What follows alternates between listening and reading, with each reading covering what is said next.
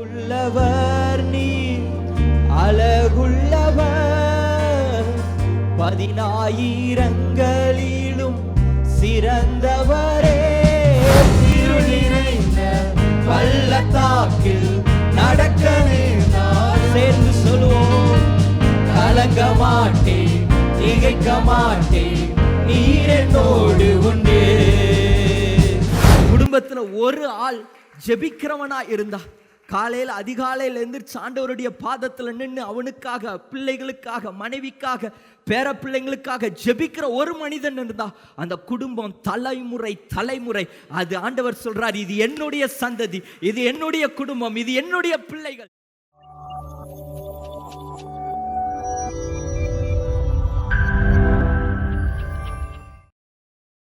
ஆவியே வாருமே, ஆவியே வாருமே, ஆவியே வாருமே, ஆவியே வாருமே, ஜீவன் தாருமே, ஜெயத்தை தாருமே, ஜீவன் தாருமே, ஜெயத்தை தாருமே, அக்கினி ஊற்றுமே, என்னை அனலாய் மாற்றுமே, ஆவியே வாருமே, சத்தமா ஆவியே வாருமே, எல்லாரும் சேர்ந்து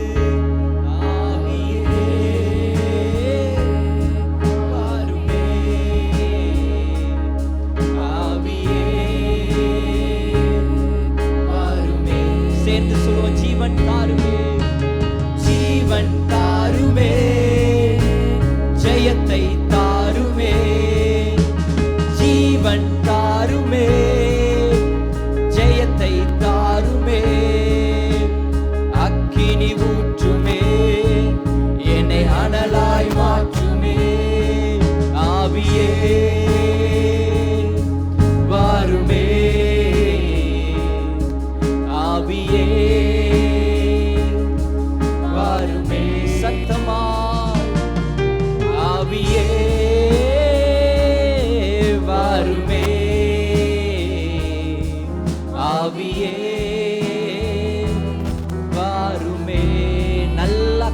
தட்டி ஆவியானவரை வரவேற்போமா.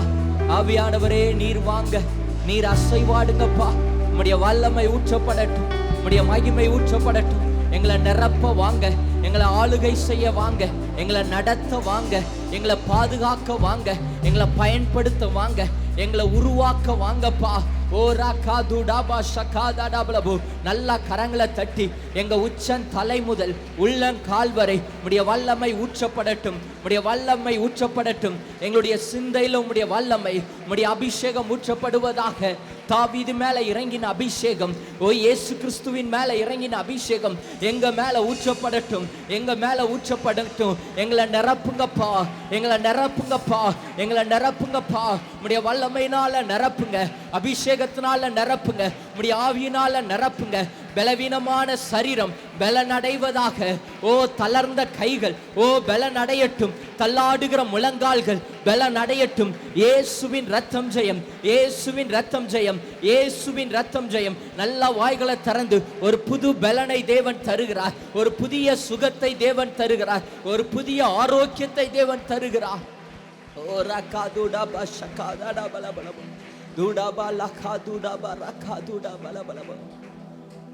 ரெண்டு கரங்களை உயர்த்தி ஆண்டவரை பார்த்து சொல்லுங்க, நீர் நல்லவர், நீர் பெரியவர், நீர் உயர்ந்தவர், நீர் மாறாதவர், நீர் அதிசயமானவர், நீர் ஆலோசனை கர்த்தர், நீர் வாக்கு மாறாதவர், எங்களை நடத்துகிற தெய்வம், எங்களுடைய பாவங்களை ஏற்றுக்கொண்டவர், எங்களுக்காக அடிக்கப்பட்டவர், எங்களுக்காக ரத்தம் சிந்தினவர். என் பாவத்துக்காக நீர் ரத்தம் சிந்தி இருக்கிறீர், என்னுடைய அக்கிரமத்திற்காக நீர் மன்னித்திருக்கிறீர், என்னை பரிசுத்தவானாய் மாற்றி இருக்கிறீர், என்னை நீதிமானாய் மாற்றி இருக்கிறீர். விசுவாசிக்கிறவங்க நல்லா கரங்களை தட்டி ஹல்லேலூயா ஹல்லேலூயா ஹல்லேலூயா. அப்படியே கரங்களை உயர்த்தி, அவர் சாரோனின் ரோஜா, அவர் பள்ளத்தாக்கின் லீலி புஷ்பம், அவர் வெண்மையும் சிவப்புமானவர், அவர் அழகில் சிறந்தவர். என் நேசரை போல அழகுள்ளவர் யாருமே இல்லை. ஆனா அழகுள்ளவர் நாற்றமற்ற நம்மை தேடி வந்தார். அழகை இழந்து நின்ற நம்மை இயேசு தேடி வந்து நமக்காக அவர் அடிக்கப்பட்டார். 2 கரங்களை உயர்த்தி அந்த சிலுவையை பாருங்க. அழகுள்ளவர் நீ, அழகுள்ளவர், 10,000ங்களிலும் சிறந்தவரே. அழகுள்ளவர் நீ, அழகுள்ளவர், 10,000ங்களிலும் சிறந்தவரே. ஓசன்னா உன்னத தேவனே, ஓசன்னா தாவீதின் மைந்தனே, ஓசன்னா உன்னத தேவனே, ஓசன்னா தாவீதின் மைந்தனே. சாரோனின் ரோஜாவே,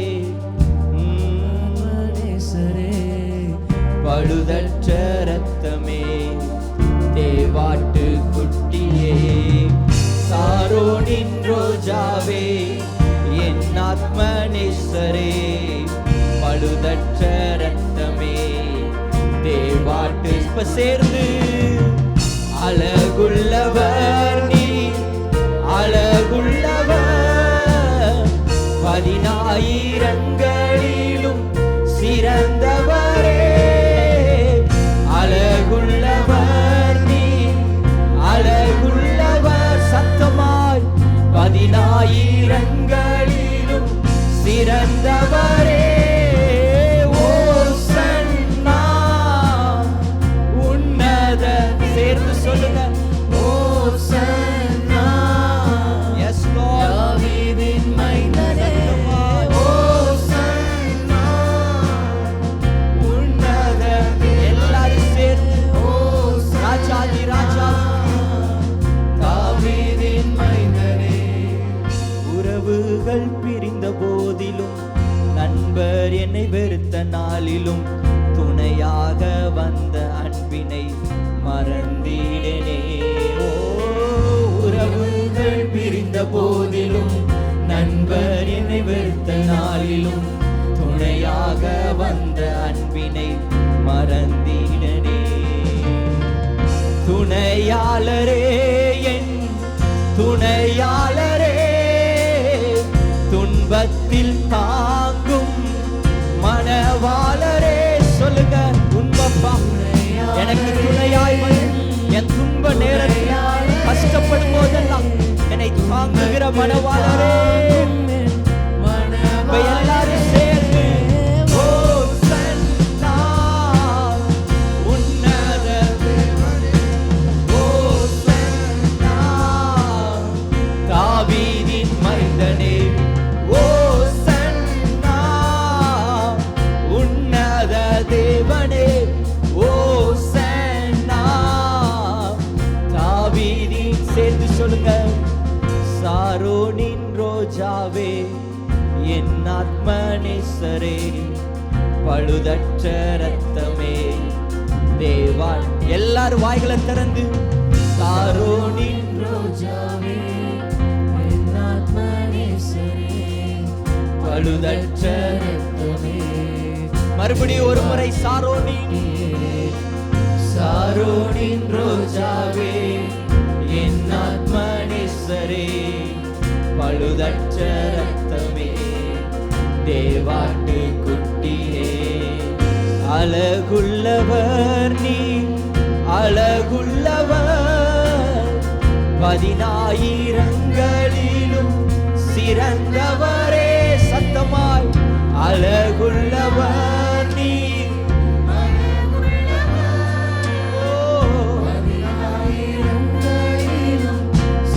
கடைசியாய் ஓசன்னா உன்னத தேவனே, ஓசன்னா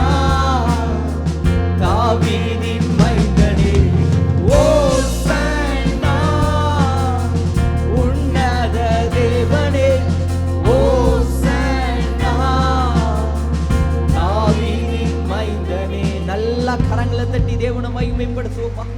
நீர் அழகுள்ளவர், நீர் சிறந்தவர், நீரே தாவீதின் மைந்தர், நீரே அப்பா வெண்மையும் சிவப்புமானவர், யூத ராஜசிங்கம், சகலத்தையும் செய்ய வல்லமையுள்ளவர், சகலத்தையும் செய்து முடிப்பவர். தாவீது சொல்லுகிறார், என் தேவன் எனக்காக யாவையும் செய்து முடிப்பார். எனக்காக யுத்தம் செய்கிறவர் நீரே, எனக்காக வழக்காடுகிறவர் நீரே, என் பட்சமாய் நிற்பவர் நீரே, எப்பொழுதும் எனக்கு துணையாக நிற்கிறவர் நீரே. துன்ப வேளையில், கஷ்டமான பாதையில் என்னை தூக்கி எடுக்கிறவர் நீர் ஒருவரே. விசுவாசிக்கிறவங்க நல்லா கரங்களை தட்டி, நம்மை வாழ வைக்கிறவர் இயேசு, நம்மை கைவிடாதவர் இயேசு, நம்மை மீட்டெடுத்தவர் இயேசு, நமக்காக ஜீவன் தந்தவர் இயேசு, நமக்காக வழக்காடுகிறவர் இயேசு.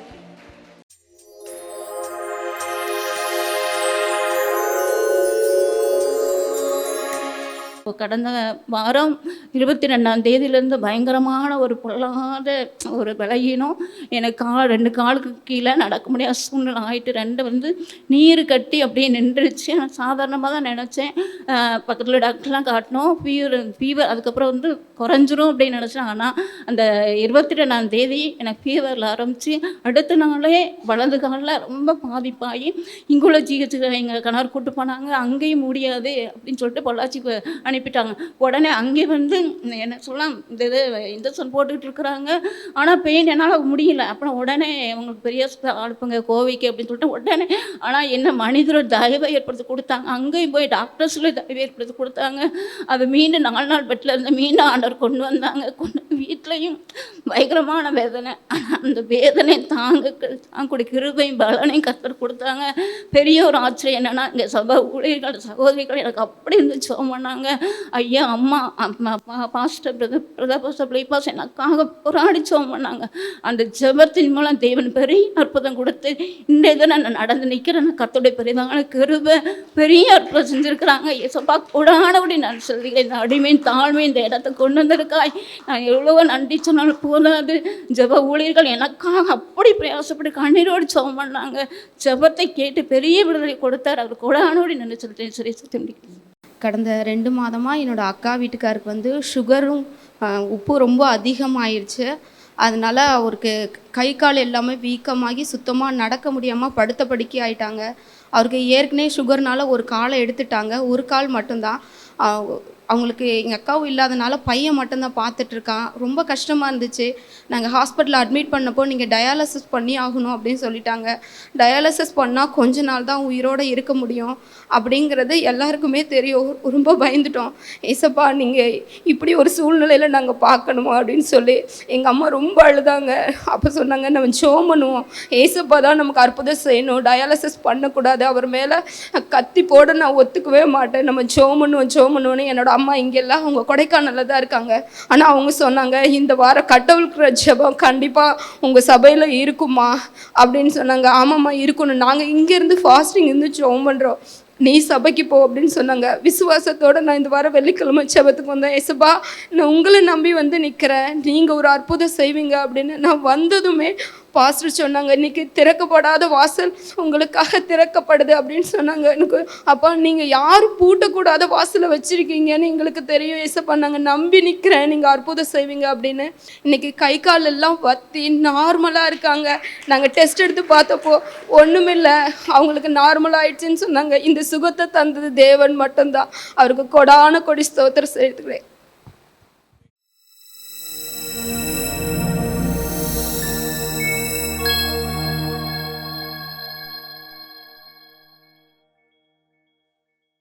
இயேசு எப்படிப்பட்டவரோ என்று அவரை பார்க்க வகை தேடினான். அவன் குள்ளனானபடியால் ஜனக்கூட்டத்தில் அவரை காணக்கூடாமல் அவர் போகும் வழியில் முன்னாக ஓடி அவரை பார்க்கும்படி ஒரு காட்டத்தி மரத்தில் ஏறினான். இயேசு அந்த இடத்தில் வந்தபோது அண்ணாந்து பார்த்து அவனை கண்டு, சகேயுவே, நீ சீக்கிரமாய் இறங்கி வா, இன்றைக்கு நான் உன் வீட்டிலே தங்க வேண்டும் என்றார். அவன் சீக்கிரமாய் இறங்கி சந்தோஷத்தோட அவரை அழைத்து கொண்டு போனான். அதை கண்ட ஜனங்கள் யாவரும் இவர் பாவியான மனுஷனிடத்தில் தங்கும்படி போனார் என்று முறுமுறுத்தார்கள். சகேயு நின்று கர்த்தரை நோக்கி, ஆண்டவரே, என் ஆஸ்திகளில் பாதியை ஏழைகளுக்கு கொடுக்கிறேன். நான் ஒருவனிடத்தில் எதையாகிலும் அநியாயமாய் வாங்கினது உண்டானால் நாளத்தனையாக திரும்ப செலுத்துகிறேன் என்றான். இயேசு அவனை நோக்கி, இன்றைக்கு இந்த வீட்டுக்கு ரட்சிப்பு வந்தது. இன்றைக்கு இந்த வீட்டுக்கு ரட்சிப்பு வந்தது. இவனும் ஆபிரகாமுக்கு குமாரனாய் இருக்கிறானே. இவனும் ஆபிரகாமுக்கு குமாரனாய் இருக்கிறானே. இறந்து போனதை தேடவும் ரட்சிக்கவுமே மனுஷகுமாரன் வந்திருக்கிறார் என்றார். ஆமென். அதுல ஒரு வார்த்தை சொல்லப்பட்டிருக்கிறது, இன்றைக்கு இந்த வீட்டுக்கு ரட்சிப்பு வந்தது. இந்த நாள் இந்த வீட்டுக்கு ரட்சிப்பு வந்தது. கடந்த நாட்களில் 2-3 வீடு பிரதிஷ்டை. அந்த வீடு பிரதிஷ்டையில் அப்பா இந்த வார்த்தையை சொன்னார், இன்றைக்கு இந்த வீட்டுக்கு ரட்சிப்பு வந்தது. இந்த வார்த்தையை அப்பா அங்கே சொல்லிட்டு வந்துட்டார். ஆண்டவருடைய பாதத்தில் செய்திக்காக அமர்ந்திருக்கும் போது இந்த வார்த்தை எனக்குள்ள கிரியை செய்தது. ஆவியானவர் இதிலிருந்து பேச சொன்னார். இன்றைக்கு இந்த வீட்டுக்கு ரட்சிப்பு வந்தது. இந்த ஸ்டோரி நமக்கு தெரியும். சகேயு இவன் ஒரு ஆயக்காரன், இயேசுவை பார்க்கும்படி வருகிறார். அப்போ ஆண்டவர் சகேயுவை பார்த்து, காட்டுத்தி மரத்து மேலே இருக்கிற சகேயுவை பார்த்து, சகேயுவே நீ இறங்கி வா, இன்னைக்கு நான் உன் வீட்டில் தங்கணும்னு சொல்கிறார். அதே போல் இயேசு கிறிஸ்து சகேயுனுடைய வீட்டில் தங்குகிறார். தங்குனது ஒரு வார்த்தை சொல்லப்பட்டிருக்கிறது, இன்றைக்கு இந்த வீட்டில் ரட்சிப்பு வந்தது. பாருங்க, தேவாலயம் எப்படி பரிசுத்தமாக இருக்குதோ அதே போல் ஒவ்வொருவருடைய வீடும் பரிசுத்தமாக இருக்க வேண்டும் என்பது தான் ஆண்டவருடைய ஆசை. தேவாலயத்தில் எப்படி ஜபங்கள் ஏறெடுக்கப்படுகிறதோ அதே போல் ஒவ்வொருவருடைய வீட்டிலையும் ஜபங்கள் ஏறெடுக்கப்பட வேண்டும். ஆலயத்தில் எப்படி அபிஷேகம் இருக்குதோ அதே போல் உங்கள் வீடுகளில் அபிஷேகம் இருக்க வேண்டும்.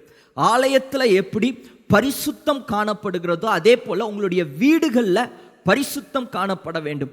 ஆலயத்தில் எப்படி ஒரு ஐக்கியம் இருக்கிறதோ அதே போல் உங்கள் வீடுகளிலும் ஐக்கியம் இருக்க வேண்டும். இதுதான் ஆண்டவர் எதிர்பார்க்கிறார். இயேசு கிறிஸ்து ஊழியம் செய்த நாட்களில் அப்போஸ்தலர்கள் அநேகரை ஆண்டவர் அழைத்தார். அவங்களெல்லாம் பார்த்து சொன்னார், நீங்கள் உலகமெங்கும் போய் சுவிசேஷத்தை பிரசங்கிங்கன்னு சொன்னது. சீசர்கள் அப்போஸ்தலர்கள் என்ன செய்தார்கள்னா, ஆலயத்தில் மாத்திரம் சுவிசேஷத்தை பிரசங்கிக்கல, ஒவ்வொரு வீடுகளிலும் அவர்கள் பிரசங்கம் பண்ண ஆரம்பித்தார்கள். அப்போஸ்தலர் 5வது அதிகாரம் 42வது வசனம், தினந்தோறும் தேவாலயத்திலும் வீடுகளிலும் இடைவிடாமல் உபதேசம் பண்ணி இயேசுவே கிறிஸ்து என்று பிரசங்கம் பண்ணினார்கள். தினந்தோறும் தேவாலயத்திலும் வீடுகளிலும் அவர்கள் பிரசங்கிக்க ஆரம்பித்தார்கள். வீட்டை ஆண்டவர் ரொம்ப முக்கியத்துவப்படுத்துகிறார். ஒவ்வொரு வீடும் அது ரட்சிக்கப்பட வேண்டும், ஒவ்வொரு வீடும் அது நிலைத்திருக்க வேண்டும், ஒவ்வொரு வீட்டிலையும் ஜபங்கள் ஏறெடுக்கப்பட வேண்டும், ஒவ்வொரு வீடும் அபிஷேகத்தினால நிரப்பப்பட வேண்டும். இயேசு கிறிஸ்து உலகத்தில் ஊழியம் செய்த நாட்களில் அவர் தேவாலயத்தில் மட்டும் ஊழியம் செய்யல, அநேக வீடுகளிலும் போய் அவர் ஊழியம் செய்கிறார். பேதுருவினுடைய மாமி ஜுரமாக இருக்கும்போது அந்த வீட்டுக்கு போகிறார். மார்த்தாள் மரியாள் லாசரு இருக்கிற வீட்டுக்கு இயேசு போய் அங்கே பிரசங்கம் பண்ணுகிறார். இன்னும் சிமியோன் வீட்டுக்கு போய் இயேசு பிரசங்கம் பண்ணுகிறார். அப்பந்தான் பாவியான ஸ்திரீ வந்து தைல கொப்பை எடுத்து காலில் ஊத்துறாங்க. இன்னும் எவீருவனுடைய வீட்டுக்கு போய் ஆண்டவர் பிரசங்கம் பண்ணுகிறார். மரித்து போன மகளை இயேசு உயிரோடு எழுப்புகிறார். இங்கே சகேயுவினுடைய வீட்டுக்கு ஆண்டவர் வருகிறார். அந்த வீடு ரட்சிக்கப்படுகிறது. எங்கெல்லாம் இயேசு போகிறாரோ, எங்கெல்லாம் இயேசு இருக்கிறாரோ அந்த வீடு ரட்சிக்கப்படும். அந்த வீடு ஆசீர்வாதமாக இருக்கும். இயேசு இல்லாத வீடு குழப்பம் நிறைந்த வீடாக இருக்கும். இயேசு இல்லாத வீடு சமாதானம் இல்லாத வீடாக இருக்கும். இங்கே சகேயுனுடைய வீட்டில் பணம் இருந்தது, காசு இருந்தது, சொத்து இருந்தது, எல்லா செல்வமும் இருந்தது. ஆனால் அவனுக்கு இல்லாதது ஒன்று, இயேசு அந்த வீட்டுக்குள்ளே இல்லை. அதனால நிம்மதி இல்லாமல் இருந்தான். இந்த நிம்மதியை பெற்றுக்கொள்வதற்கு இயேசு எப்படிப்பட்டவரோ என்று பார்க்க வகை தேடின போது இயேசு அவன் வீட்டுக்குள்ளே வந்தார். அவன் வீட்டில் தங்கினார். அந்த வீட்டில் ரட்சிப்பு வந்தது. இயேசு ஒருவருடைய வீட்டில் வரும்போது அந்த வீடு ரட்சிக்கப்படும். இயேசு இல்லாத வீடு அது சமாதானம் இல்லாத வீடாயிருக்கும். இயேசு இல்லாத வீடு அது இருள் நிறைந்த வீடாயிருக்கும். இயேசு இல்லாத வீடு அது வியாதி நிறைந்த வீடாயிருக்கும். ஆனால் இயேசு இருக்கிற வீடு அது சுகமுள்ள வீடாயிருக்கும். இயேசு இருக்கிற வீடு அது சந்தோஷம் நிறைந்த வீடாயிருக்கும். இயேசு இருக்கிற வீடு அது ஆஸ்தி நிறைந்த வீடாயிருக்கும். இயேசு இருக்கிற வீட்டில் அது செல்வம் நிறைந்த வீடாயிருக்கும். இயேசு இருக்கிற வீட்டில் ஜெபம் நிறைந்த வீடாயிருக்கும். இயேசு இருக்கிற வீட்டில் அது பரிசுத்தம் நிறைந்த வீடாயிருக்கும். இயேசு ஒரு வீட்டில் இருக்கும்போது அது அபிஷேகம் நிறைந்த வீடாயிருக்கும். இயேசு கிறிஸ்து 2 வீட்டை குறித்து அவர் ஊமையாக சொல்லுகிறார். லூக்கா 6வது அதிகாரம் 47, 48, 49வது வசனத்துல ஒரு வீடு மணல்ல கட்டப்பட்டு இருக்கிறதாம், ஒரு வீடு கற்பாறையில கட்டப்பட்டு இருக்கிறதாம். என்னிடத்தில் 47வது வசனம், என்னிடத்தில் வந்து என் வார்த்தைகளை கேட்டு அவைகளின்படி செய்கிறவர் யாருக்கு ஒப்பாயிருக்கிறார்கள் என்று உங்களுக்கு காண்பிப்பேன். ஆழமாய் தோண்டி கற்பாறையின் மேல் அஸ்திபாரம் போட்டு வீடு கட்டுகிற மனுஷனுக்கு ஒப்பாயிருக்கிறார். பாருங்க, ஆழமாய் தோண்டி கற்பாறையின் மேல வீடு கட்டுற மனுஷனுக்கு ஒப்பாயிருக்கிறான். பெருவெள்ளம் வந்து நீரோட்டம் அந்த வீட்டின் மேல் மோதியும் அதை அசைக்க கூடாமல் போயிற்று. இதே இதுல அடுத்தது சொல்றது, ஒருத்த மணல்ல கட்டுனானா, அந்த மணல்ல இதே மாதிரி பெருவெள்ளம் வந்தது, நீரோற்றம் வந்தது, ஒரு காத்து அடிச்சது, அந்த வீடு இடிஞ்சு போயிடுச்சு. ஆனா கண்மலையின் மேல கட்டப்பட்ட வீடு அது நிலைச்சிருந்தது. இந்த கண்மலை தான் இயேசு கிறிஸ்து. மணல் அப்படிங்கிறது அது உலகத்தை குறிக்கிறது. மணல் அப்படின்னா உலகத்தில் இருக்கிற செல்வம், உலக காரியங்கள், உலக ஆசையில் ஏதோ ஒரு வீடு நானும் கட்டுவேன் அப்படிங்கிற பெருமையில் கட்டுனா அந்த வீட்டில் குழப்பம் இருக்கும், அது காத்தடிக்கும், மழை பெய்யும், பெரிய ஒரு புயல் அடித்ததுன்னா அந்த வீடு இடிஞ்சு விழுந்துரும்.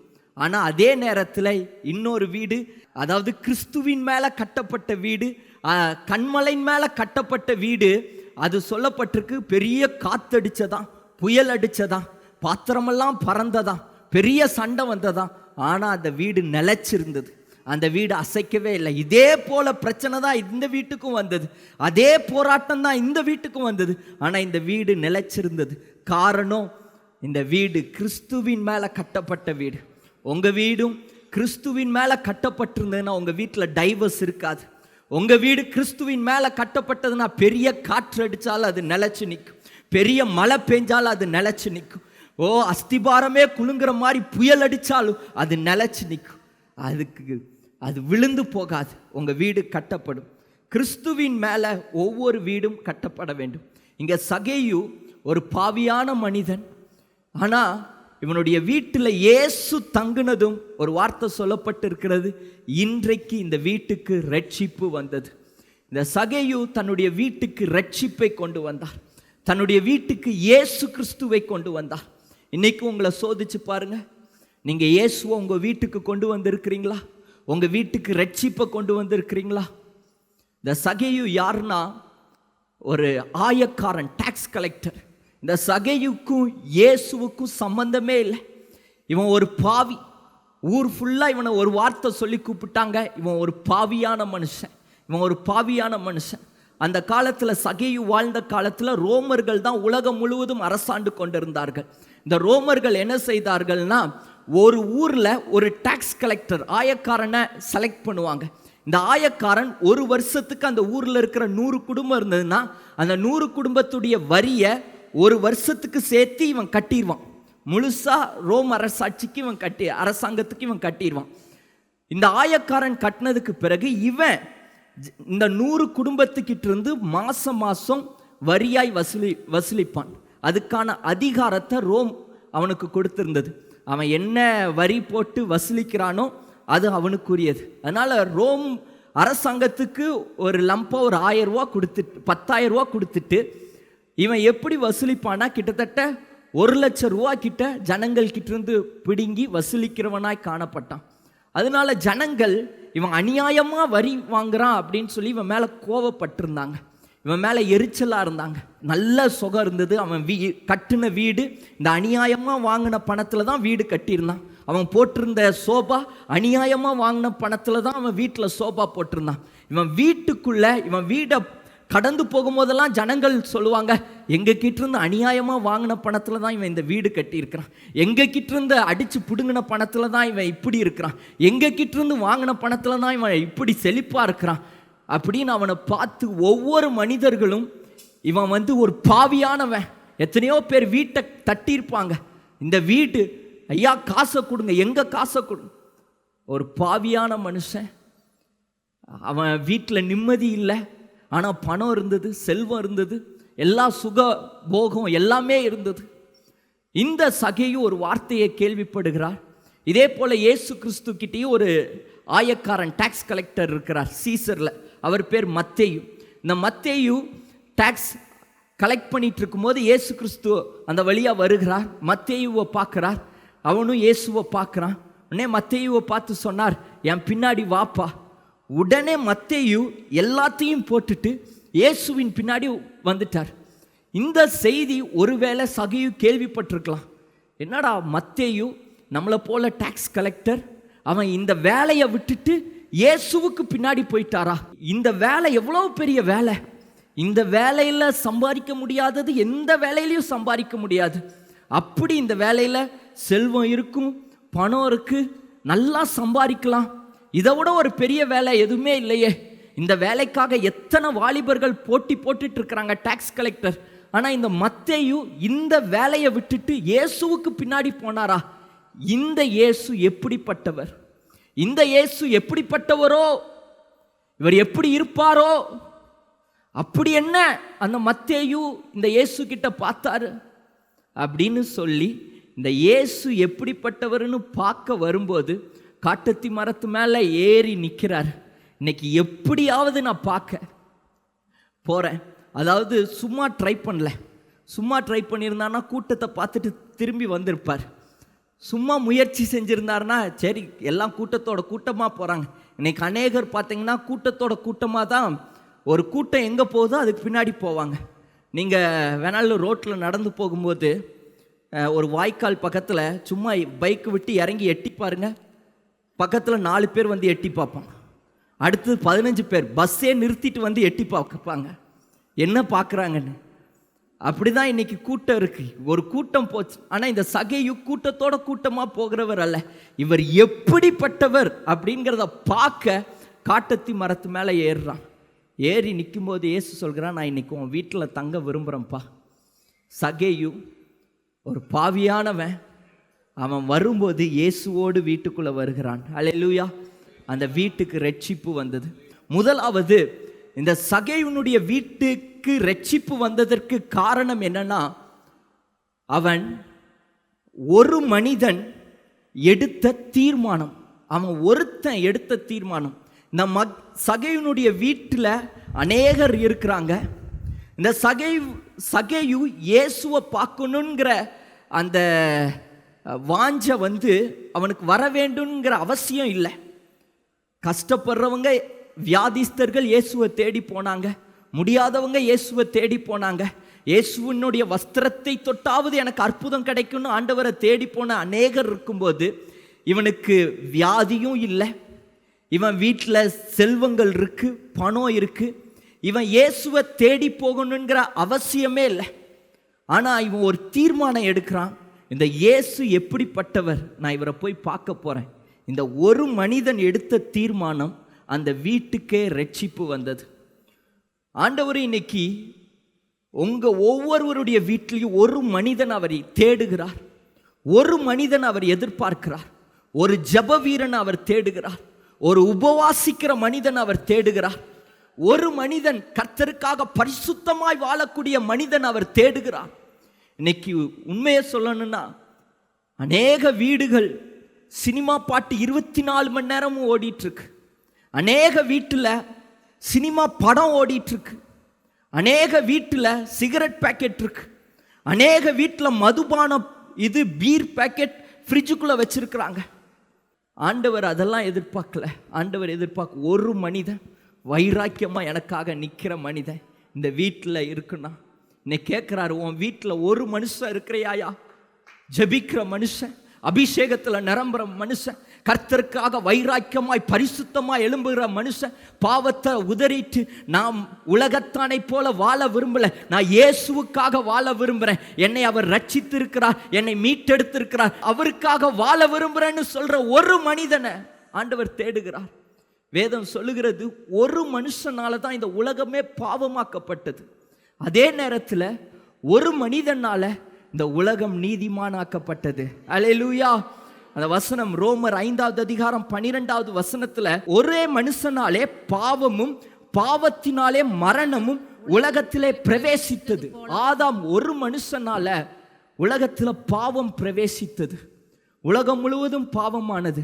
ஒரு மனுஷருடைய கீழ்ப்படியாமையினாலே அநேகர் பாவிகளாக்கப்பட்ட போது ஒருவருடைய கீழ்ப்படிதலினாலே அநேகர் நீதிமான்கள் ஆக்கப்படுகிறார்கள். பாருங்க, ஒரு மனுஷனுடைய கீழ்ப்படியாமையினால அநேகர் பாவிகள் ஆக்கப்பட்டாங்க.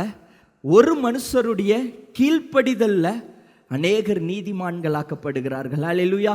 இதுதான் இயேசு செய்தது. அவர் ஒருவர் நம் ஒவ்வொருவரையும் நீதிமானாய் மாற்றி இருக்கிறார். ஒரு மனுஷனுடைய பாவம் எப்படி மொத்த உலகத்தையும் பாவமாக்குனதோ அதே போல ஒரு குடும்பத்தை ஒரு மனுஷனுடைய பாவம் போதும் அது குடும்பத்தையே நாசமாக்கிடும். ஒரு வீட்டில் ஒரு குடிகாரன் இருந்தால் போதும் அந்த குடும்பமே நாசமாக போயிடும். அதுதான் அவங்க கூட ஒரு ஹெட்டிங் போட்டிருக்கிறாங்க, குடியை கெடுக்கும். நீ குடிச்சின்னா உன் குடியை கெடுக்கும், அப்படின்னா உன் குடும்பத்தையே கெடுத்துரும். அவங்களுக்கு இருக்கிற வெளிப்பாட்டு அதை போட்டு தான் என்ன பண்ணுறான்னா மதுபானத்தையே விற்கிறான், அட்வர்டைஸ்மெண்ட் பண்ணுறான். நீ குடி, ஆனால் குடியை கெடுக்கும் சொல்லி விற்கிறாங்க. பாருங்க, ஒரு ஆள் பாவத்தில் விழுந்தா, குடும்பத்தில் ஒரு ஆள் முரடனா இருந்தா, குடும்பத்தில் ஒரு ஆள் பெருமை பிடிச்சவங்களா இருந்தா, குடும்பத்தில் ஒரு ஆள் வியாதியோடு படுக்கையோடு இருந்தா அந்த குடும்பமே கஷ்டப்படும். குடும்பத்தில் ஒரு நீதிமான் இருந்தா அந்த குடும்பமே ஆசீர்வதிக்கப்படும். குடும்பத்தில் ஒரு ஆள் ஜெபிக்கிறவனா இருந்தா, காலையில் அதிகாலையில் எந்திரிச்சு ஆண்டவருடைய பாதத்தில் நின்று அவனுக்காக, பிள்ளைகளுக்காக, மனைவிக்காக, பேர பிள்ளைங்களுக்காக ஜெபிக்கிற ஒரு மனிதன் இருந்தா அந்த குடும்பம் தலைமுறை அது ஆண்டவர் சொல்றார், இது என்னுடைய சந்ததி, இது என்னுடைய குடும்பம், இது என்னுடைய பிள்ளைகள், நான் இவர்களுக்காக வைராக்கியம் கொண்டிருக்கிறேன். உங்களுக்காக, உங்க குடும்பத்துக்காக அவர் வைராக்கியமா இருப்பார். ஒரு மனுஷன் ஆபிரகாம் ஆண்டவர் அழைத்தார். வேதம் சொல்லுகிறது, அதுக்கப்புறம் அவனுடைய பிள்ளைகள் எல்லாரையும் நான் ஆபிரகாமின் தேவன், நான் ஈசாக்கின் தேவன், நான் யாக்கோபின் தேவன், இப்படிதான் ஆண்டவர் அழைக்கிறார். நான் ஆபிரகாமின் நிமித்தம் உன் சந்ததியை முழுவதும் நான் ஆசீர்வதிக்கிறேன். ஒரு மனுஷன் ஆபிரகாம் அவனை பார்த்து சொல்லுகிறார், ஆபிரகாமை பார்த்து, அதாவது ஏசாயா 51வது அதிகாரம் 2வது வசனம், உங்கள் தகப்பனாகிய ஆபிரகாமையும் உங்களை பெற்ற சாராளையும் நோக்கி பாருங்கள், அவன் ஒருவனாயிருக்கையில் நான் அவனை அழைத்து அவனை ஆசீர்வதித்து அவனை பெருக பண்ணினேன். ஒருவனாய் இருக்கும்போது நான் அவனை அழைச்சேன், அவன் எல்லாத்தையும் விட்டுட்டு வந்தான், நான் அவனை ஆசீர்வதிச்சேன், நான் அவனை பெருக பண்ணினேன்.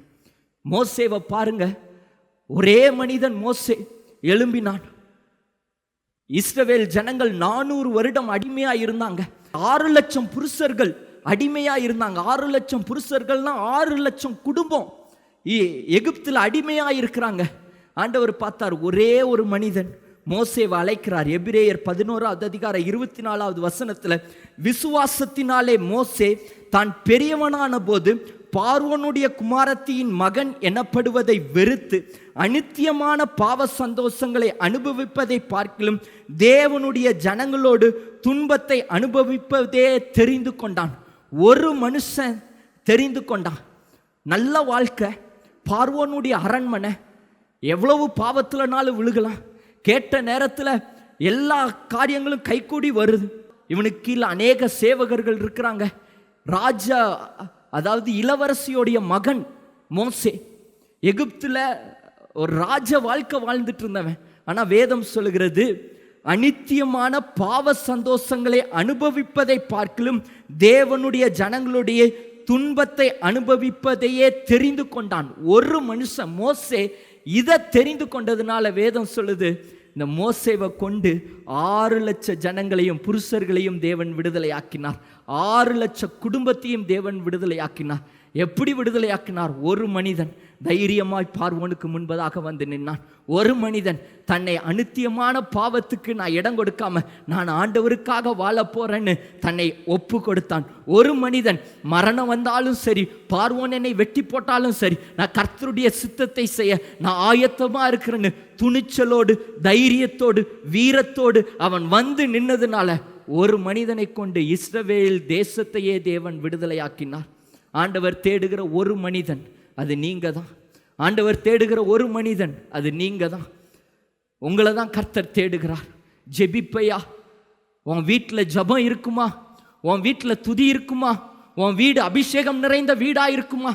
சினிமா பாட்டை ஒதுக்கிட்டு, துன்மார்க்கமான காரியங்களை ஒதுக்கிட்டு, கட்டு கதைகள் வீட்டில் உட்கார்ந்து பேசுவதை ஒதுக்கிட்டு, இந்த வீடு ஜெப வீடாய் மாறட்டும், இந்த வீட்டில் மகிமைக்கு மேல மகிமை உண்டாகட்டும், இந்த வீடு இது என்னுடைய வீடல்ல, இது கட்டுக்கதை பேசுகிற வீடு இல்லை, இந்த வீடு இது ஒரு தேவாலயம், இது மகிமைக்கு மேல மகிமை நிறைந்த ஒரு இடம், இங்க தேவதூதர்கள் ஏறுகிறதும் இறங்குகிறதுமான இடம், இங்க நான் தேவனை சந்திக்கிற இடம், இது என்னுடைய வீடு, இது பெத்தேல், இது தேவனோடு கூட பேசுகிற இடம், தேவனை தரிசிக்கிற இடம்.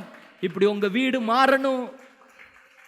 வீடு இருளா இருக்கக்கூடாது, வீடு சாபமா இருக்கக்கூடாது, வீடு கண்ணீர்ல இருக்கக்கூடாது, வீடு வியாதியில இருக்கக்கூடாது, வீடு வறுமையில இருக்கக்கூடாது, வீடு சண்டையில இருக்கக்கூடாது. இருக்கக்கூடாதுன்னா இயேசு உங்க வீட்டில் தங்கணும். இயேசு தங்கிட்டா உங்க வீடு ஆசீர்வாதமா இருக்கும். ராகாப் ஒரே ஒரு பெண், அவ வந்து இஸ்ரவேல் வேவு பார்க்க வரும்போது எரிகோ கோட்டைக்கு, அப்போ வேவுக்காரர்களை பாதுகாத்து வைத்தார். அப்போ வேவுக்காரர்கள் சொன்னாங்க, நீ எங்களை பாதுகாத்ததுனால நாங்கள் இந்த எரிகோவை அழிக்க வரும்போது நீ உன் குடும்பத்தார், உன் பிள்ளைங்க, உன் சொந்த பந்தம் எல்லாத்தையும் உன் வீட்டுக்குள்ளே வச்சுக்கோ. வீட்டுக்குள்ளே வச்சுட்டு இந்த ஜன்னலில் சிவப்பு கலர் நூலை மட்டும் நீ கட்டி விடு. நாங்கள் வரும்போது உன் குடும்பத்தை மட்டும் நாங்கள் பாதுகாப்போம், மற்ற இந்த ஊரையே நாங்கள் சுட்டெரிப்போம், ஊரையே அழிச்சு போடுவோம், ஆனால் உன் குடும்பம் பாதுகாக்கப்படணும் வாக்கு கொடுத்துட்டு போனாங்க. அதே போல் எரிகோ கோட்டையை இடித்து அதை தீ வச்சு நிர்மூலமாக்கும் போது ராகாப்புடைய குடும்பம் பாதுகாக்கப்பட்டது. ராகாப்பை நம்பி இருக்கிற சொந்த பந்தம் அந்த வீட்டுக்குள்ள, ராகாப் ஒருத்தி நிமித்தம் அந்த வீட்டுக்குள்ள யாரெல்லாம் வந்து தங்கினாங்களோ அவங்களாம் பாதுகாக்கப்பட்டாங்க. ஒரே ஒரு நோவாவை தான் ஆண்டவர் பார்க்குறார். ஐயோ அக்கிரமம் பெருகி இருக்குதே, பாவம் தேசத்தில் பெருகி இருக்குதே, அப்படி உற்று பார்க்கும்போது ஒரே ஒரு நோவா, வேதம் சொல்கிறது நோவா நீதிமானா இருந்தான். ஒரு நீதிமான ஆண்டவர் பார்த்தார். நீதிமான பார்த்ததுனால அழிக்க போகும்போது சொல்றாரு, நீ ஒரு பேழையை கட்டி அதில் நீயும் உன் குடும்பத்தார் எல்லாரும் அந்த பேழைக்குள்ள போங்கப்பா. நீ நீதிமானா இருந்ததுனால, நீ ஒருத்த நீதிமானாய் வாழ்ந்ததுனால, பரிசுத்தமாய் வாழ்ந்ததுனால உன் குடும்பத்தையே நான் காப்பாற்ற விரும்புகிறேன். எல்லாரும் சேர்ந்து குடும்பத்துக்குள்ளே போங்க. நோவா காலத்தில் அநேக ஆண்கள் இருந்தாங்க. நோவா காலத்தில் அநேகர் திரளான ஜனங்கள் இருந்தாங்க. அவங்க குடும்பத்தை பார்க்கலையா? அவங்க குடும்பத்தை ரொம்ப நேசிச்சாங்க. அவங்க பிள்ளைங்க என்ன கேட்டாலும் வாங்கி கொடுத்தாங்க, என்னெல்லாம் வேணுமோ அதெல்லாம் வாங்கி கொடுத்தாங்க. ஒன்னே ஒன்று அவங்க செய்த தவறு, நீதிமானாய் அவங்க நடக்கலை. அவங்க நீதிமானாய் நடக்காததுனால எத்தனை வாங்கி கொடுத்தாலும் அந்த குடும்பம் அழிக்கப்பட்டது. அந்த குடும்பம் ஒன்றும் இல்லாமல் போயிடுச்சு, வெள்ளம் வந்து அழிச்சுது. ஆனால் நோவாவும் பிள்ளைகளுக்கு எல்லாம் வாங்கி கொடுத்தாரு, கேட்குறதெல்லாம் வாங்கி கொடுத்தாரு. அதே நேரத்தில் அவருடைய வாழ்க்கை நீதிமானாய் இருந்தார், நீதிமானாய் வாழ்ந்தார். இன்னைக்கு எல்லாரும் ஒரு நேரம் ஒரு கணவனுக்கு மனைவிக்கு சண்டை. அப்போ அந்த கணவனார் சொல்கிறாங்க, நான் எத்தனை வாங்கி கொடுத்துருக்கேன்னு தெரியுமா? லிப்ஸ்டிக் வாங்கி கொடுத்துருக்கேன், அது வாங்கி கொடுத்துருக்கேன், ஒரு லிஸ்டே பெருசாக போட்டுட்டு வந்திருக்கிறார். இவ்வளவும் வாங்கி கொடுத்துருக்குறேன். அப்போ இப்போ வந்து இவளுக்கு என்ன குறை வச்சேன்? நான் ஒரு குறையும் வைக்கலையே. இப்போ வந்து சண்டை போட்டுட்டு இங்கே பாஸ்டருக்கு முன்னாடி வந்து குடும்பத்தையே நாரடிச்சிட்டு இருக்கிறா. பாருங்க, என்னதான் வாங்கி கொடுத்தாலும் இயேசுவை கொடுக்கலைன்னா அந்த குடும்பம் போராட்டமாக தான் இருக்கும். இயேசு அந்த வீட்டில் இல்லைன்னா அந்த குடும்பம் சண்டை தான் இருக்கும். இயேசு இருந்துட்டார்னா அந்த வீட்டில் ஒற்றுமையாக இருக்கும். ஆமென். தீமேத்தியை பார்த்து பவுல் சொல்லுகிறார், 2 தீமேத்தியு 1:5 இந்த விசுவாசம் முந்தி உன் பாட்டியாகிய லோவிசியாளுக்குள்ளும் உன் தாயாகிய ஐனிக்கியாக்குள்ளும் நிலைத்திருந்தது, அது உனக்குள்ளும் நிலைத்திருக்கிறது என்று நிச்சயித்திருக்கிறேன். பாருங்க, ஒரு பாட்டி லோவிசேயாளுக்குள்ள இருந்த விசுவாசத்தை பவுல் சொல்கிறார், உன் பாட்டிக்குள்ள இருந்த விசுவாசம் உங்க அம்மாக்குள்ள இருந்ததுப்பா. அதே விசுவாசம் இப்போ உனக்குள்ள இருக்கிறத நான் பார்க்கிறேன். அப்போ ஒரு மனிதன் நீதிமானாய் வாழ்ந்தா, ஒரு மனிதன் பரிசுத்தமா வாழ்ந்தா அது எப்படி தொடருது பாருங்க. அவன் பிள்ளைங்கள் பரிசுத்தமா இருக்காங்க, அவன் குமாரத்திகள் பரிசுத்தமா இருக்காங்க, பேர பிள்ளைங்க பரிசுத்தமா இருக்கிறாங்க. இன்னைக்கும் அந்த ஒரு மனிதனை கர்த்தர் உங்களை செலக்ட் பண்ணியிருக்கிறார். உங்க குடும்பத்தில் நீங்க தான் அந்த ஒரு மனிதன், நீங்க தான் அந்த ஒரு மனிதன். உங்களை தான் கர்த்தர் செலக்ட் பண்ணியிருக்கிறார். நீங்க நீதிமானா இருக்கணும், நீங்க பரிசுத்தமா இருக்கணும். ஒரு வாலிபன் இருந்தான், ஒரு சின்ன பையன். அவனுக்கு அவங்க அப்பா என்ன பண்ணாங்கன்னா, டெய்லியும் சாயந்தரமானா ஒரு 20 ரூபா கொடுத்து, தம்பி நீ போய் சிகரெட் வாங்கிட்டு வான்னு அவருக்கு வாங்கிட்டு வர சொல்லுவார். அந்த பையனும் போய் சிகரெட் வாங்கிட்டு அப்பா கிட்ட கொடுத்தான்.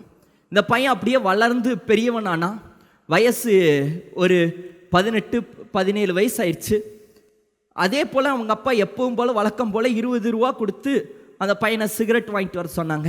இவன் கையில் கொஞ்சம் இன்னொரு 20 ரூபா இருந்தது. இவன் நினச்சான், சரி அப்பாவுக்கு ஒரு சிகரெட் பாக்கெட், இந்த சிகரெட் எப்படி இருக்குன்னு பார்ப்போம், நமக்கும் ஒன்று வாங்கிடலான்னு அவனுக்கும் ஒன்று வாங்கிட்டான். ஒரு சிகரெட் பாக்கெட்டை ஜோப்பில் வச்சுட்டான், ஒரு சிகரெட் பாக்கெட்டை அப்பா கிட்ட கொடுத்தான். இப்படி பல நாட்கள் போகுது.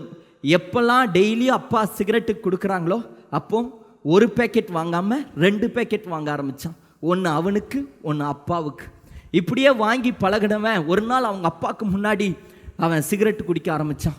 அப்போ அவங்க அப்பா கேட்டாங்க, டே என்னடா பண்ணுற, ஏன்டா சிகரெட் அடிக்கிற, அது உடம்புக்கு நல்லது இல்லைடா, சீக்கிரம் செத்துருவ, நீங்கள் சாகாமல் இருக்கிறீங்க, நீங்கள் மட்டும் குடிக்கிறீங்க, நானும் அடிப்பேன் அப்படின்னார். அப்படியே அமைதி ஆயிட்டார் அப்பா. அமைதி ஆயிட்டு ஒன்றுமே பேசலை, விட்டுட்டார். அந்த பையன் தைரியமாக சிகரெட் அடிக்க ஆரம்பித்தான். எல்லாருக்கும் முன்னாடி சிகரெட் அடிக்க ஆரம்பித்தான். அவங்க அம்மா அழுதாங்க, யோ பையன் இந்த ஆளால் இவனும் கெட்டு போனானே, அழுதாங்க. அதுக்கப்புறம் கொஞ்ச நாள் ஆச்சு. அந்த பையன் மேலே ஒரு கொலை கேஸ், ஒரு பொண்ணை அவன் கத்தியை வச்சு குத்தி கொன்னுட்டான்னு ஒரு கொலை கேஸ், ஜெயிலுக்குள்ளே போயிட்டாங்க. அந்த கேஸ் நிரூபிக்கப்பட்டது. உடனே இவனுக்கு அடுத்த நாள் தூக்கு தண்டனை போட்டிருந்தாங்க. அப்போ அம்மா அப்பா என் பையனை நாங்கள் பார்க்கணும், காவல்காரங்க கிட்ட போலீஸ்கிட்ட சொல்கிறாங்க, எங்கள் பையனை நாங்கள் கடைசியாக ஒரு முறை பார்த்துறோம், அவன் முகத்தை பார்க்கணும், அவன் கூட கொஞ்சம் பேசணும், எங்களை அனுமதிங்க. உடனே போலீஸ்காரர் நேரம் அந்த பையன்கிட்ட வந்தார். தம்பி, உங்கள் அம்மா அப்பா வெளியே நிற்கிறாங்கப்பா, உன் கூட கடைசியாக பேசணும்னு நினைக்கிறாங்க, நீ அவங்க கிட்ட பேசுறியா? அந்த பையன் சொன்னான், இல்லைங்க நான் பேசலை, நான் அவங்கள பார்க்க விரும்பலை அப்படின்னார். இல்லைப்பா, கடைசியாக உங்ககிட்ட பேச வந்திருக்கிறாருங்க, நாளைக்கு உனக்கு தூக்கு தண்டனை, அதுக்கப்புறம் நீயே நினச்சாலும் உங்கள் அம்மா அப்பா கூட உன்னால் பேச முடியாது. உடனே அந்த பையன் சொன்னான், இன்னைக்கு என் கூட பேசணும்னு நினைக்கிறவங்க எப்போவோ என் கூட பேசியிருக்கணும், நான் சிகரெட் அடிக்கும் போது என் கூட பேசியிருக்கணும், நான் தவறான ஃப்ரெண்ட்ஸ் கூட போயிட்டு இருக்கும்போது என் கூட பேசியிருக்கணும், நான் தப்பான பழக்க வழக்கங்கள்ல இருக்கும்போது அவங்க என் கூட பேசியிருக்கணும். அப்பெல்லாம் பேசாமல் அமைதியாக இருந்துட்டு இப்போ எல்லாமே முடிஞ்சு போயிடுச்சு. இப்போ நான் என்னுடைய இந்த நிலைமைக்கு அவங்களும் ஒரு காரணம்தான், நான் அவங்கள பேச விரும்பலை, அவங்க கூட பேச விரும்பலைன்னார். உடனே இதை சொன்னது அவங்க அம்மா அப்பா கண்ணீரோடு திரும்ப போயிட்டாங்க. ஒரு நாளும் உங்கள் பிள்ளைங்க, உங்கள் சந்ததி கெட்டு போவதற்கு நீங்கள் காரணமாக இருக்கக்கூடாது. ஒரு நாளும் அவங்க வழி தப்பி போவதற்கு நீங்கள் காரணமாக இருக்கக்கூடாது. ஒரு மனிதன் நீதிமானாக இருந்தால் அந்த குடும்பம் ரட்சிக்கப்படும். சகேயு ஒரு மனிதன், இவனுக்கு இயேசு அதாவது இவன்கிட்ட பணம் இருந்தது, எல்லாம் இருந்தது, ஆனால் இவன் சும்மா இருக்கல, இயேசுவை கூட்டிட்டு வீட்டுக்கு வந்தான். வேதம் சொல்லுகிறது, இன்றைக்கு இந்த வீட்டுக்கு ரட்சிப்பு வந்தது, அன்னைக்கு அந்த வீட்டுக்கு ரட்சிப்பு வந்தது. ரெண்டாவது ஒரு காரியத்தை சொல்லி நான் வேகமாக முடிக்கிறேன். இந்த வீட்டுக்கு ரட்சிப்பு வரணும்னா முதல்ல ஒரு மனுஷன் ஆண்டவருக்கு அர்ப்பணிக்கணும். ரெண்டாவது, இயேசு வீட்டில் தங்குனா அந்த வீடு ரட்சிக்கப்படும். இயேசு இல்லாமல் வீடு ரட்சிக்கப்படாது. வசனம் சொல்லுகிறது, அவன் அந்த இடத்தில் 5வது வசனம், அண்ணாந்து பார்த்து அவனை கண்டு, சகேயுவே நீ இறங்கி வா, சீக்கிரமா இறங்கி வா, இன்றைக்கு நான் உன் வீட்டிலே தங்க வேண்டும் என்றார். அவன் சீக்கிரமா இறங்கி சந்தோஷத்துடனே அவரை அழைத்து கொண்டு போனான். இந்த சகேயு ஒரு வார்த்தை கேள்விப்படுறாரு, இயேசு சொல்றாரு, சீக்கிரம் இறங்கி வாப்பா. உடனே இவனுடைய இருதயத்தில் ஒரு சந்தோஷம், ஒரு மகிழ்ச்சி. இவனுக்கு நல்லா தெரியும் இயேசு வீட்டுக்கு வராருன்னு சொல்லிட்டாரு. இவன் நினச்சி பார்க்காத ஒரு காரியம். ஆனால் வீடு எப்படி இருக்குன்னு இவனுக்கு தெரியும். வீடு குப்பையாக இருக்கும். வீட்டில் அதாவது அநேக கொள்ளையடித்த பணமெல்லாம் வீட்டில் இருக்குது. இந்த வீட்டில் தங்குவதற்கு ஐயோ இவர் பரிசுத்தவான், ஆனால் நான் பாவியான வீடு, இந்த வீட்டில் தங்குறதுக்கு நான் பாத்திரன் இல்லையே. இருந்தாலும் அவனுக்குள்ள ஒரு சந்தோஷம், இயேசு என் வீட்டுக்கு வரார், இயேசு என் வீட்டில் வந்து தங்குறார். இன்னைக்கு அநேகருடைய வீடு தங்கக்கூடிய வீடாவே இல்லை. சொந்த பந்தம் வந்தால் அவங்க ஒரு நாளைக்கு மேலே அவங்க தங்க முடியறதில்ல. அண்ணன் தம்பி வந்தால் அவங்க வீட்டில் தங்க முடியறதில்ல. அப்பா அம்மா வீட்டுக்கு வந்தால் அவங்களால தங்க முடியறதில்ல. வீட்டில் வறுமை, ஐயோ என் பிள்ளையே கஷ்டப்படுறாளே, எப்படி இந்த வீட்டில் சாப்பாடு இல்லை, வீட்டில் ஒரே வியாதி, வீடு ஃபுல்லாக அசுத்தமாக இருக்குது, குப்பையாக இருக்குது. இன்னைக்கு அநேக சொந்த பந்தமெல்லாம் வீட்டில் வந்து தங்கறதில்ல. ஆனால் இயேசு ஒரு வீட்டில் இருந்தால் அந்த வீடு பிரகாசமாக இருக்கும். யாருனாலும் வந்து தங்கலாம். அந்த வீடு சமாதானம் நிறைந்த வீடாக இருக்கும். அந்த வீடு செல்வம் நிறைந்த வீடாக இருக்கும். அந்த வீட்டு சுகம் நிறைந்த வீடாக இருக்கும். இன்னைக்கு உங்கள் வீட்டில் இயேசுவுக்கு தங்குறதுக்கு இடம் கொடுங்க. இயேசு இல்லாமல் வேற எது இருந்தாலும் அந்த வீட்டில் சமாதானம் இருக்காது. யோசுவா, ஆகான்னு ஒரு மனுஷன், இவன் வந்து யூதா கோத்திரத்தை சேர்ந்தவன். எரிகோ பட்டணத்துக்கு சூறையாட போகும்போது அங்கே இருக்கிற சாபத்தீடானதை எடுத்துட்டு வந்து இந்த ஆகான் என்ன பண்ணான்னா வீட்டுக்குள்ளே வச்சுட்டான். சாபத்தீடான பொருட்களை எடுத்துட்டு வந்து வீட்டில் வச்சதுனால அடுத்தது சொல்லப்பட்டு இருக்கிறது, இந்த ஆகானை ஆயி பட்டணத்துக்கு போர் செய்ய போகிறாங்க. அப்போ வந்து இஸ்ரவேல் ஜனங்கள் தோத்து போகிறாங்க. ஏன்பா நாங்கள் தோத்து போகிறோன்னு கேட்டதுக்கு ஆண்டவர் சொல்கிறார், உங்கள் இதில் ஒருத்தன் இந்த ஆகானுங்கிறவன் வீட்டில் சாபத்தீடானதை வச்சிருக்கிறான். உடனே அவனை என்ன பண்ணாங்கன்னா அவனையும் அவன் குடும்பத்தார் எல்லாரையும் கல்லெறிஞ்சு கொன்றார்கள். அவன் வீடு எரிக்கப்பட்டது, சுட்டெரிக்கப்பட்டது. இந்த ஆகான் தினமும் காலையில் மன்னாவை சாப்பிட்டவன், காடையை சாப்பிட்டவன், ஆண்டவர் செய்த அற்புதங்களை எல்லாம் பார்த்து வளர்ந்தவன். இவன் வீடு பரிசுத்தமான வீடு, பயபக்தியுள்ள ஒரு வீடு. ஆனால் வீட்டை விட்டு வெளியே போய் சாபத்தீடானதை கொண்டு வந்து உள்ளே வந்து வச்சுட்டான். அதே நேரத்தில் இந்த சகேயு பாருங்க, இவன் வீடு ஃபுல்லாக சாபம் நிறைந்த வீடு, அசுத்தம் நிறைந்த வீடு. ஆனால் இவன் வீட்டை விட்டு வெளியே கொண்டு போயிட்டு வரும்போது இயேசுவை கொண்டு வந்து வச்சான். அந்த ஆகானுடைய வீடு சுட்டெரிக்கப்பட்டது, இங்கே சகேவினுடைய வீடு ஆசீர்வதிக்கப்பட்டது. ஒரே ஒரு காரணம், சகேவினுடைய வீட்டில் இயேசு வந்து தங்கினார். இன்னைக்கு உங்கள் வீட்டில் இயேசு தங்க வேண்டும், உங்கள் வீட்டில் இயேசு இருக்க வேண்டும். இயேசு இல்லாத வீடு அது சாபம் நிறைந்த வீடை போல இருக்கும், இருள் நிறைந்த வீடை போல இருக்கும். இயேசு இருந்துட்டா பிரகாசம் இருந்துடும். ஒரு 2 வாலிபர்கள் நல்ல ஃப்ரெண்ட்ஸாக இருந்தாங்க. அதில் ஒரு வாலிபன், 2 பேருமே நல்லா சிகரெட் அடித்து தம் அடித்து உலக பிரகாரமாக இருந்தாங்க. அதில் ஒரு வாலிபனுக்கு அமெரிக்காவில் வேலை கிடச்சிருச்சு. அந்த வாலிபன் அமெரிக்காவுக்கு போய் வேலைக்கு போயிட்டார். இன்னொரு வாலிபனுக்கு இங்கேயே வேலை செஞ்சிட்டு இருந்தார்.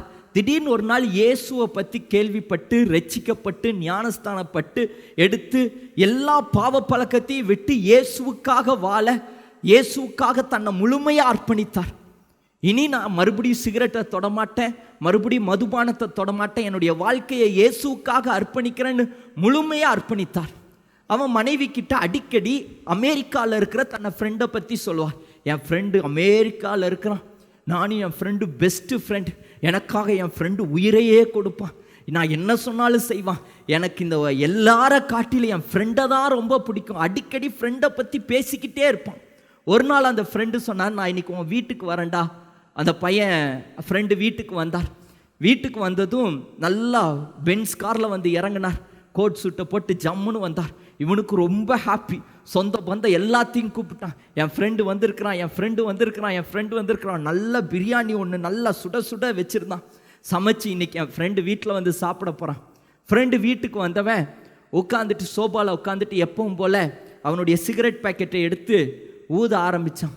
அதை பற்ற ஆரம்பித்தான். உடனே இந்த ஃப்ரெண்டு சொன்னான், டே இல்லைடா, இந்த வீட்டில் நீ சிகரெட்டு குடிக்காதடா, இந்த வீட்டில் வேண்டாம், நீ வெளியே போய் சிகரெட்டு குடிச்சிட்டு அப்புறம் உள்ள வா. இப்போ வேண்டாம், சிகரெட் அடிக்க வேண்டாம்டா, உள்ள சிகரெட் அடிக்காத, நீ வெளியே போய் சிகரெட் அடிச்சுட்டு வா அப்படின்னா.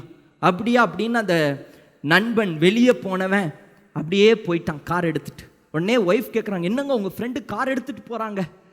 ஏங்க, அவர் சிகரெட்டு தானே, வீட்டில் இருந்து உள்ளேருந்து அடிச்சுக்கிட்டுமே, நீங்கள் அவரை கஷ்டப்படுத்திட்டீங்களே, ஒரு சிகரெட் அடிக்கிறதுல என்ன ஆயிரப்போகுது, உள்ளேருந்து அடிச்சு.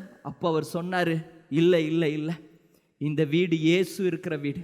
எப்பயாவது ஒரு நாள் என் ஃப்ரெண்டு வரான், அவன் வர்றது இந்த வீட்டை அவன் சிகரெட் அடித்து அசுத்தமாக்குறத காட்டிலும் எப்பவுமே கூட இருக்கிறவர், அவர் சந்தோஷமா இருக்கணும்.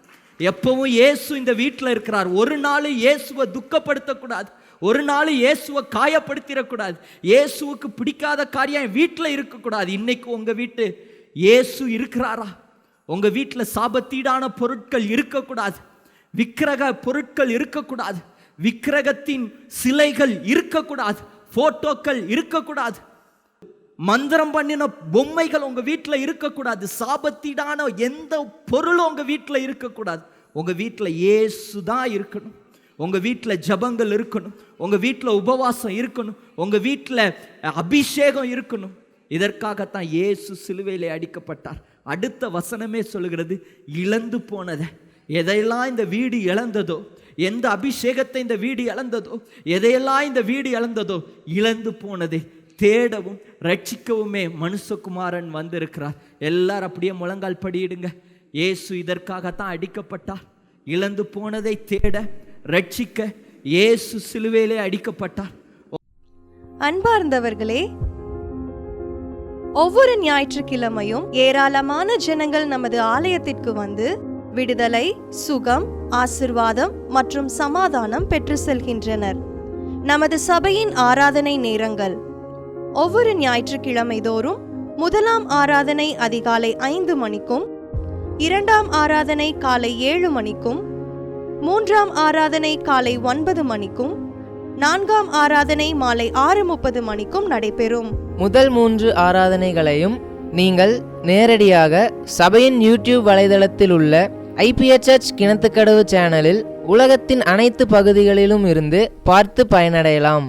சிறுவர்களுக்கான ஓய்வு நாள் பள்ளி முதலாம் ஆராதனையில் காலை 6 மணிக்கும், இரண்டாம் ஆராதனையில் காலை 8 மணிக்கும், மூன்றாம் ஆராதனையில் காலை 10 மணிக்கும் நடைபெறும். வாலிபர் கூடுகை ஒவ்வொரு மாதமும் முதல் ஞாயிற்றுக்கிழமை அன்று காலை 9 மணிக்கு வாலிபர்களுக்கான விசேஷித்த கூடுகை நடைபெறும்.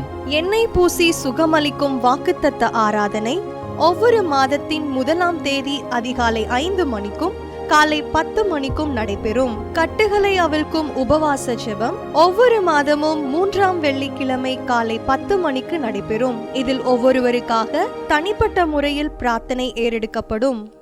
விடுதலை உபவாச ஜெபம் ஒவ்வொரு மாதமும் கடைசி சனிக்கிழமை அன்று காலை 10 மணிக்கு நம் தேசத்திற்காக பாரத்தோடு ஜெபங்கள் ஏறெடுக்கப்படும். ஒவ்வொரு வியாழக்கிழமை தோறும் ஆண்களுக்கான ஜெப கூடுகை புதிய ஆலயத்திலும், பெண்களுக்கான ஜெப கூடுகை பழைய ஆலயத்திலும் மாலை 7 மணிக்கு நடைபெறும். ஒவ்வொரு புதன்கிழமை அன்றும் வாலிப சகோதரர்களுக்கான ஜெப கூடுகை மாலை 7 மணிக்கு நடைபெறும். ஒவ்வொரு ஞாயிற்றுக்கிழமை அன்று வாலிப சகோதரிகளுக்கான ஜெப கூடுகை மாலை 5 மணிக்கு ஜூம் மீட்டிங்கில் நடைபெறும். நமது சபையில் தினமும் காலை 10 மணி முதல் 2 மணி வரை சபைக்காகவும் தேசத்திற்காகவும் ஜெபங்கள் ஏறெடுக்கப்படும். இக்கூட்டங்களில் கலந்து கொண்டு தேவ ஆசிர்வாதம் பெற யாவரையும் அன்புடன் அழைக்கிறோம். எங்களது முகவரி: ஐபிஏ ஜெப ஆலயம், சர்வம் தியேட்டர் பின்புறம், பொள்ளாச்சி மெயின் ரோட், கிணத்துக்கடவு, 642109. ஜெப உதவிக்கு 9443435618 9488873284.